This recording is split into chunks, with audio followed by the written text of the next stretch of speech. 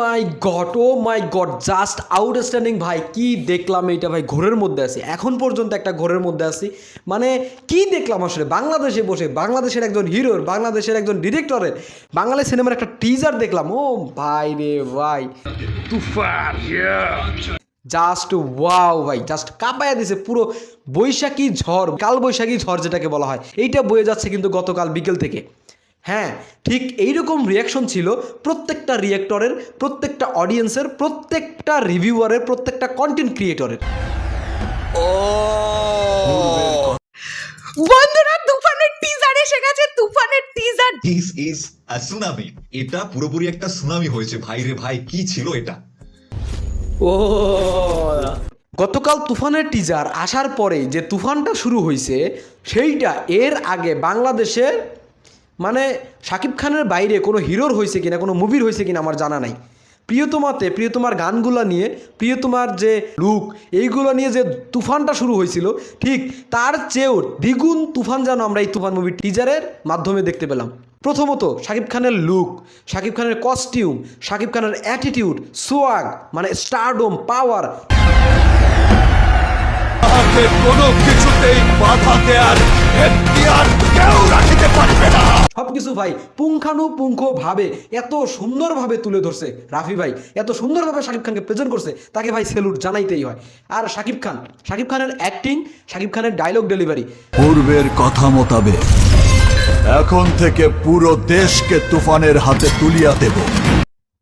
কি বলবো না তার ব্যাপারে ভাই, কি বলবো বলেন। মানে যতক্ষণ দেখছি, যতবার দেখছি, জাস্ট শুধু ভাবছি ভাই, এটা কি শাকিব খান কি করলো, এটা ভাই কি করলো, মানে এইটাই ভাবছি ভাই। জাস্ট রিয়েলি মানে কতবার দেখছি কালকে থেকে, কতবার যে দেখছি, রাত্রে যতবার ফেসবুকে গেছি ততবার দেখছি। এখন কথা হচ্ছে শাকিব খানের সোয়াগ, শাকিব খানের হাঁটার স্টাইল পুরো সাউথ ইন্ডিয়ান। যে কোনো হিরো, ইয়াস বলেন, রকি বলেন, অ্যানিমেলের রণবীর বলেন, যাই বলেন না কেন ভাই, শাকিব খানকে পেছনে ফেলতে পারবেন না। তাদের সমমান ধরে রাখতে হবে। হাঁটার স্টাইল, কথা বলার style, dialogue delivery, everything just outstanding ছিল। আগুন, পুরো আগুন ভাই। যেমন ডায়লগ ডেলিভারিতে প্রথমে একটা ডায়লগ দিয়ে শুরু হয়, শাকিব খান যে ডায়লগটা দিয়ে শুরু করে সেটা পুরোপুরি সাধু ভাষায় কিন্তু ডায়লগ। যা চাইবে পাইবে, যা করিতে চাইবে করিবে, তাহাকে কোনো কিছুতেই বাধা দেয়ার এখতিয়ার কেউ রাখতে পারবে না। সাধু ভাষায় তিনি এত সাবলীলভাবে, এত কমফোর্টেবল একটা জোন থেকে এত সুন্দরভাবে যে তিনি ডায়লগ ডেলিভারি করতে পারে ভাই, মানে তার ফ্যান না হয়ে আপনি থাকতে পারবেন না। এইটা যে দেখবে, যে কোনোদিন ফিল্ম দেখে নাই, সেও এই টিজারটা দেখার পরে শাকিব খানের ফ্যান হইতে বাধ্য। ভাই ভাই আমি শাকিব খান ভাই, আমি আজকে থেকে শাকিব খানের ফ্যান। আমি আজকে থেকে আমি এই যে আমার কি বলা পেজে আমি লিখে দিলাম, আজকে থেকে আমি শাকিব খানের ফ্যান বয়, 1 নম্বর ফ্যান বয় শাকিব খানের ভাই। যে আমি আজকে থেকে শাকিব খানের ফ্যান, গর্বে বুক ভাই, আমরা গর্বে বুক ফুলায় বলতে পারি যে হ্যাঁ আমরা সাকিবিয়ান, আমরা শাকিব খানের ফ্যান। মাথা নষ্ট ভাই।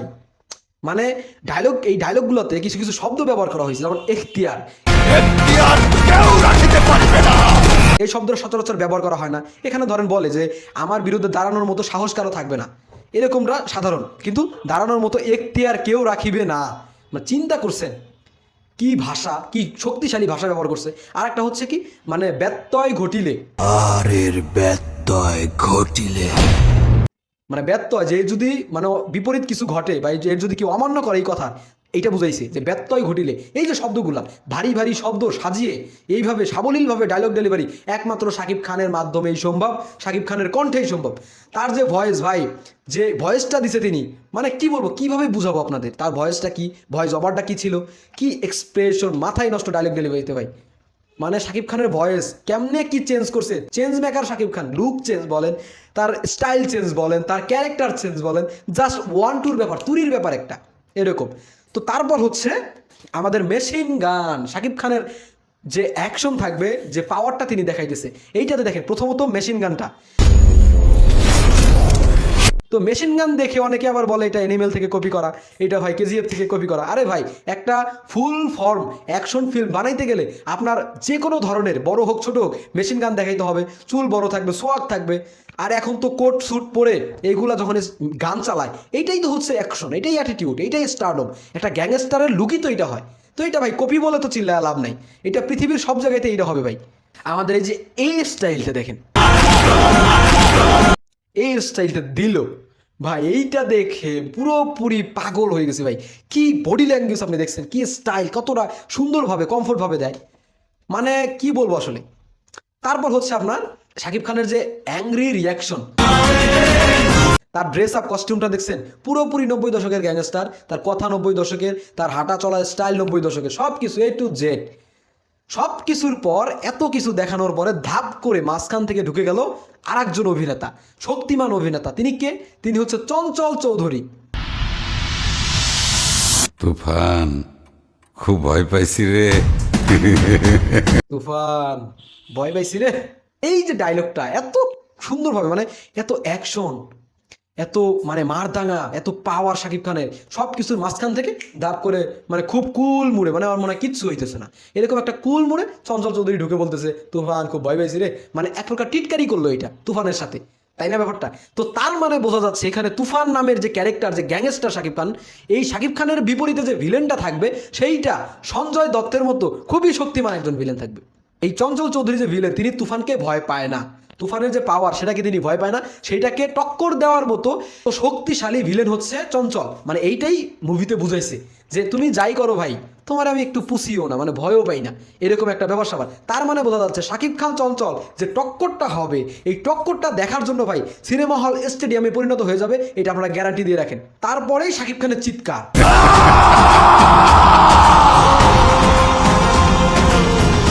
মানে মনে হয় বাংলার সিংহ ভাই গর্জন দিল, গর্জন দিয়ে সবাইকে খেয়ে ফেলবে একদম, মানে ভেঙে চুরে চুরমার করে দিবে, পৃথিবী ধ্বংস করে দিবে, এরকম একটা ব্যাপার। বাথটপের মধ্যে বসে চারপাশে আগুন, মানে তার ব্যবসায়, তার কিংডমে, মানে তার রাজ্যে আগুন লেগে গেছে, কেউ একজন এসে তার কিংডমে আগুন লাগিয়ে দিছে, ঠিক এইরকম একটা ব্যাপার। তিনি খুবই মানে কি বলবো, তিনি ধ্বংস করে দিবে সবকিছু, এরকম একটা ব্যাপারের মধ্যে গেল। তো এই ছিল। আরেকটা কথা হচ্ছে মেগাস্টার শব্দ। ভাই 2 দিন আগে আমি একটা কন্টেন্ট দিয়েছিলাম যেখানে বলেছিলাম যে সুপারস্টার শব্দ শাকিব খানের সাথে আর যায় না, এইটা আমরা চাই না। আমরা চাই প্রত্যেকটা সিনেমাতে মেগাস্টার, গ্লোবাল স্টার বা মেগা সুপারস্টার এই শব্দগুলো ব্যবহার করা হোক। আমি বলবো না যে আমার বলার পরে এগুলো হয়েছে, কিন্তু তাদের চিন্তা ভাবনা যে এরকম ছিল আর সেটা আমি আন্দাজ করতে পারছি, বা আমাদের ইচ্ছাটাই পূরণ হলো। সেটা হচ্ছে প্রত্যেকটা জায়গায় আগে ছিল সুপারস্টার, শাকিব খানের নামের আগে তকমা ছিল সুপারস্টার, এখন কিন্তু মেগাস্টার।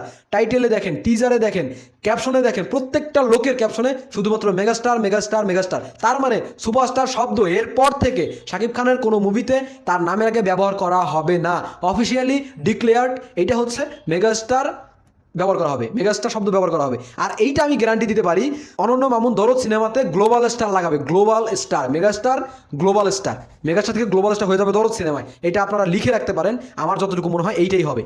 তো এইটা একদমই ঠিক কাজ হয়েছে ভাই, একদমই ঠিক কাজ। মালেক আফসারি ভাই একটা কন্টেন্টে, তার কন্টেন্টে বলছে যে সুপারস্টার শব্দ শাকিব খানের সাথে আর যায় না, এইটা নিয়ে আমাদের সবার কথা বলা উচিত। তো এই হচ্ছে অবস্থা ভাই। টিজার দেখার পরে 100 গুণ বেড়ে গেছে এই তুফান মুভি দেখার জন্য। সবাই জাস্ট ওয়েট অ্যান্ড সি কি দেখাইতে চলছে আমাদের শাকিব খান, চঞ্চল চৌধুরী, রাফি। জাস্ট স্যালুট আপনাদেরকে। দেখা হবে নতুন কোনো আপডেট আসার পর।